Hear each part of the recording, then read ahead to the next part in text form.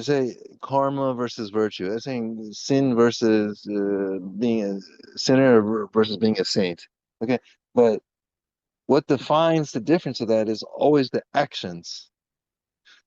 So it really comes down if people want to go for saying what is actually virtuous thing is right action, right mind, right heart, just right actions, doing the right thing. Uh, that's hard for people to decipher in a world that because every action you take, there is a reaction, right? So, and this is what kind of like the karma mechanism works. So sometimes what people think they're doing is good is not necessarily good. And sometimes what they think other people are doing bad is not necessarily bad. Now, bad is can be bad and ugly, you say, or good is good and beautiful, but not literally. It's not always like this, so plain and transparent. Just uh, it's a lot of what people have in beliefs and what they think they need to seek to gain in moving in this world. So they think they might be doing something good, and maybe not. Uh, so because the more we actually do try to take actions and they're not purposefully or really decided, we're not also sure of the consequences. So the reaction, we think we just take an action and then expect things to go good, like a good reaction, but you don't know always what the reaction is. Especially if you didn't think through or do through in the right way to do the right action on a level that was not anything to do with the way we were taught in society about gain and loss. So everyone's still stuck on this gain and loss kind of mentality. So for them, every action they take, there comes with this karma. So everything they think they're doing is virtuous ends up adding more karma to them. A lot of the time, most majority. This is like ordinary level of society. And the hard part is to refrain from doing these. That's where responsibility comes in too. Like if you really want to be responsible, so you'll refrain from doing a lot of these unnecessary things that you think are good to go do and pursue. You know, and How then how people. are can you give an example of how people are getting this karma when they think they're doing something virtuous? Oh shoot, there's thousands of ways from small to big. I mean, Can you give just a simple plain like one plain one that's easy to see for the viewers? okay, let's say that uh,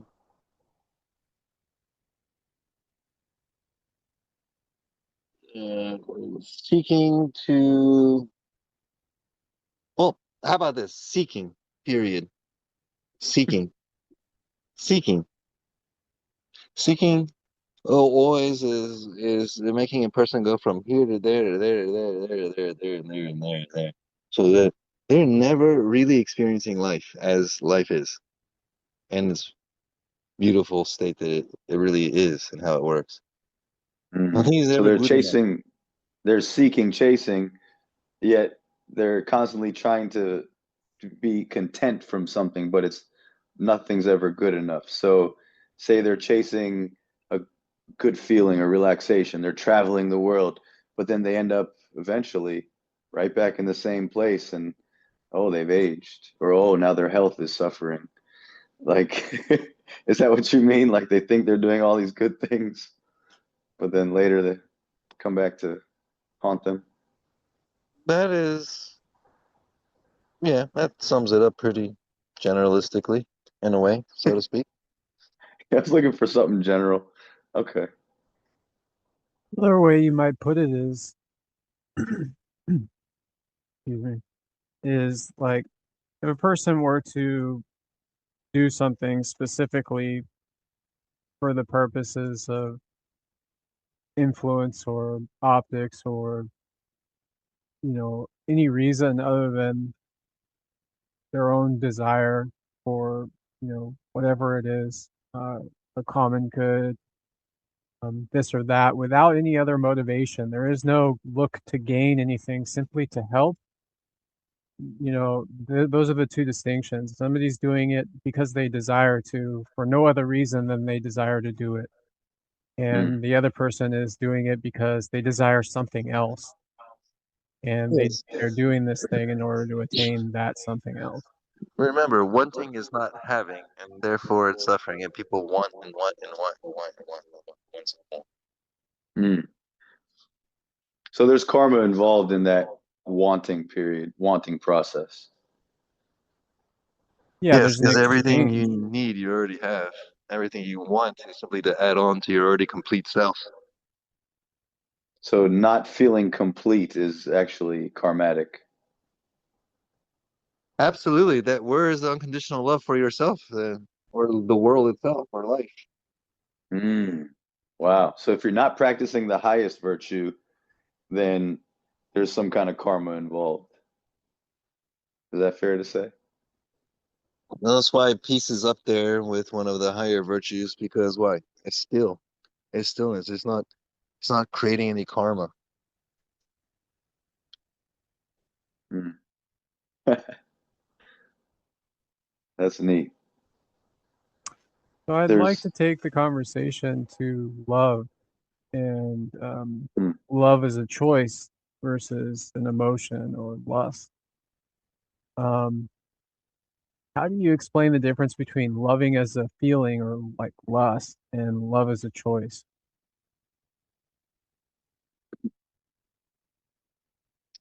Well, this is a great question. What generally people experience with love as an experience is there's scientific backing to that, but as far as a choice, that's learn it through experience. Um, and the reason why love versus lust pretty much happens is because, well, the way it works from like, what people think they're experiencing love is actually more scientific. Not to be a nerd, but biologically there is no such thing really as love. So what there is you when people get the sensation of falling in love is coming down to the old school traditions we have to taking on someone to a date on a date. And when you go on a date, you eat the dinner together. And then when you eat the same food as each other, you share the same bacteria as each other. And then those draw you to merge. Uh, but that's not real love. That's why there's fights and things. People are Mm. not eating the same thing, breaking bread at the table together constantly. There's a problem between especially a man and a woman, let's say, Um, you wouldn't want to kiss someone who had different bacteria than you. It just wouldn't be comfortable. So You're that's, saying bacteria is communicating, of course, and when there's a miscommunication with the bacteria, then the heart and mind are affected of the well, the people are people. not on the same wavelength anymore. And that same wavelength feels like love to the average person. They think that's love. Well, literally, no, when they start thinking about love in that kind of terms and it's not happening, this is where anger or fights or obsessions are born because the concept of love is that you're seeking that again. I need another date so we can eat the same meal together so we could be together again on the same page. That's Mm. like a fight for it. So people yearn it, that kind of love. But the choice kind, that's through experience because once this biological one breaks your heart, and you've had your heart broken, you have a choice to either be heartbroken and angry at the world and think it's always going to feel this way and be that way and never fall in love again, or or not even understand the concept of unconditional love whatsoever. Or you can actually learn from that and become unconditional love or fall in love again or not be angry forever. Does it make sense, gentlemen? Sure. Oh, Scott's muted. Hold up.